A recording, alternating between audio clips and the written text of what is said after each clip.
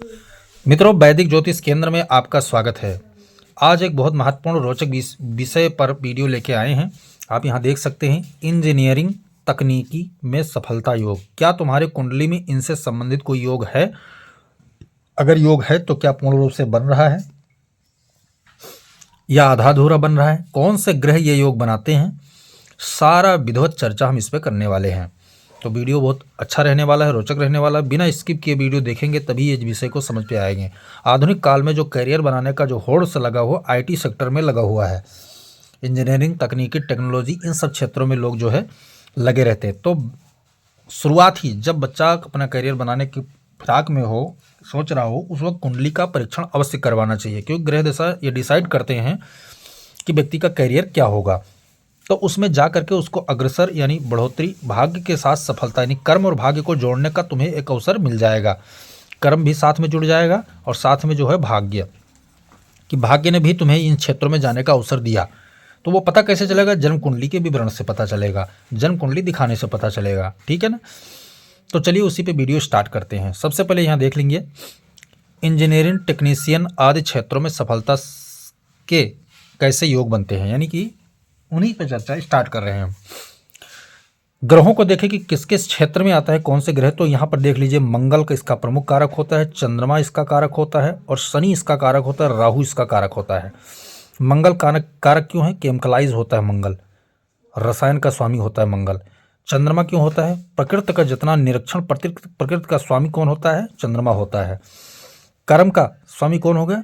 शनि हो गया। और निर्माण का स्वामी शनि हो गया। शोध संस्थान, अनुसंधान, शोध का स्वामी कौन हो गया? राहु हो गया। इसीलिए इन चार ग्रहों का इसमें सम्मिलित भाग लिया गया है। प्रमुख कारक मंगल, आप ये ध्यान रखना। सूत्र क्या लगने वाला है इसमें, ये आप जान लीजिए। स्वराशि का सूत्र लगेगा निकालने के लिए, आपको बता रहा हूँ। बल निकाला, ग्रहों का क्षेत्र, करियर, बल निकालने का तरीका।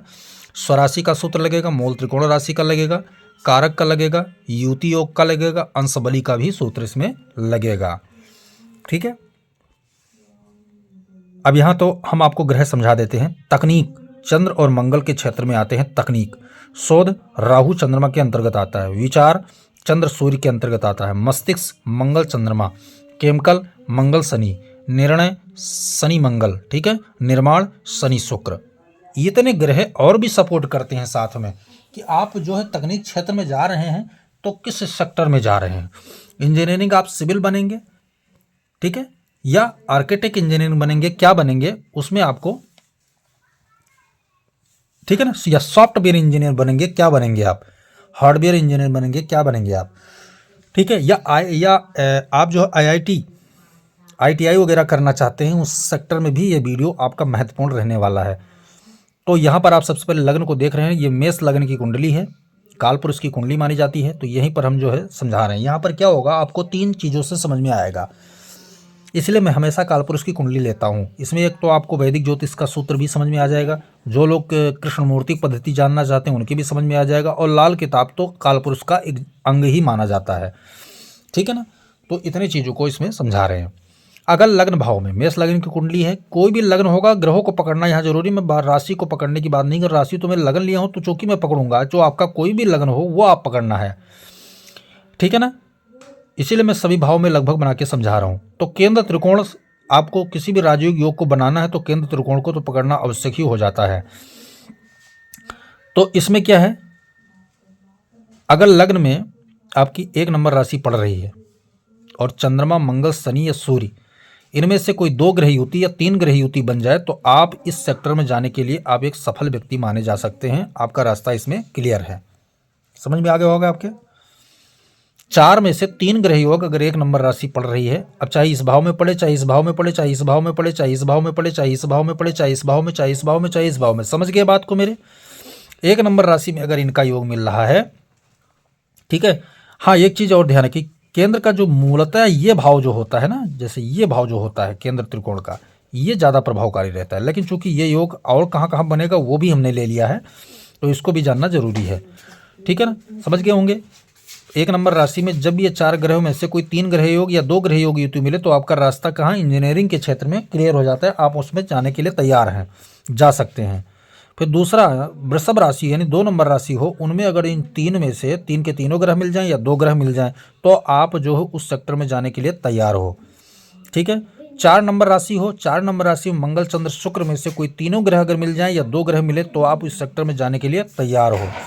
5 नंबर राशि हो, मंगल सूर्य में से कोई ग्रह दो ग्रह युति अगर मिलती है तो आप जा सकते हो। 7 नंबर राशि हो, तुला राशि बनती है, ये सिंह राशि, ये कर्क राशि, ये वृषभ राशि, ये मेष राशि।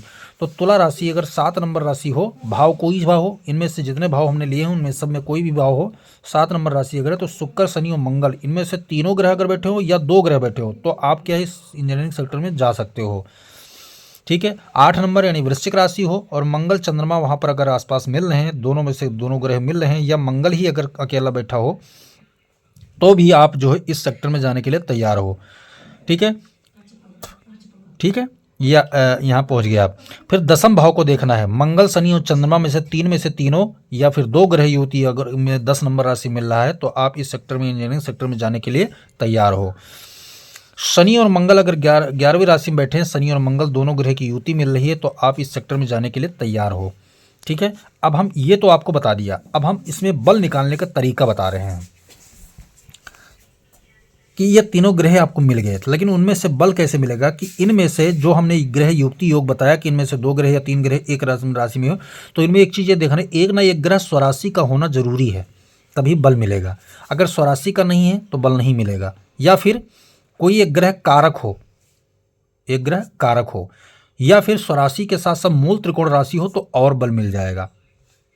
ठीक है, मिल जाएगा। या फिर इन जो ग्रह आपस में बैठ रहे हैं, 2 से 3 ग्रह अगर मिल रहे हैं तो उनमें जो युति योग बना वो केंद्र त्रिकोण के ग्रह स्वामी अगर युति योग बना के मिल रहे हैं तब आपका ये योग बनेगा। यानी ना तो स्वराशि का मिला, ना मूल त्रिकोण राशि का, ना कारक मिला, लेकिन केंद्र त्रिकोण के स्वामी एक साथ बैठकर अगर यहाँ पर कहीं युति योग बना रहे हैं तो ये योग आपको क्या करेगा, इस सेक्टर में जाने का प्रबल लाभ देगा, यानी अतिरिक्त बल तुम्हें प्रदान करेगा।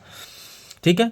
अंश बली की क्या भूमिका होती है, जब कैरियर के 1 से 2 ग्रह मिल जाने, हमने सूत्र आपको पिछले वीडियो में बताया हुआ था कैरियर एग्जिट कैरियर ग्रह निकालने का तरीका, उसमें नौमांश भी लगता है, तो मैं आपको लगन में ही समझा देता हूँ कि लगन से दशम लेना है, दशम से दशम लेना है, यानी भावत भाव का सिद्धांत जो होता है, सूत्र होता है, उसको लेना है।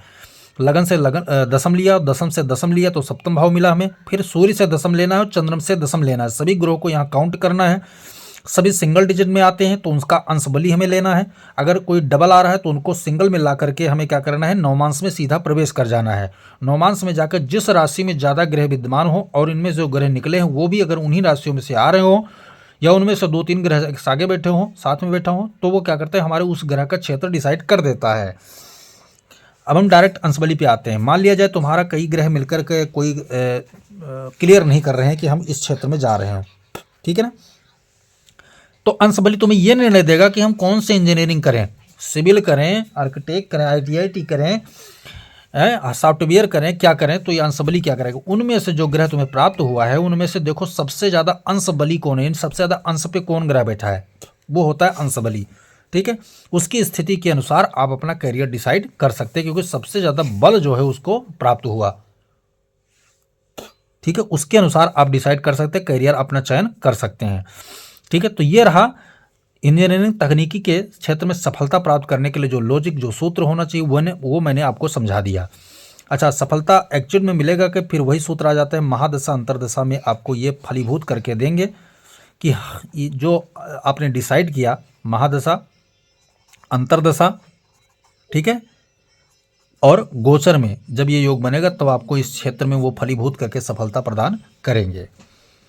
वीडियो पसंद आए तो लाइक कीजिए, शेयर कीजिए, सब्सक्राइब कीजिए और बेल आइकन का बटन जरूर दबाएं, ताकि हम नया रोचक वीडियो जो आपके सामने हम बार बार लेके आते हैं आपके समझने में आसानी हो।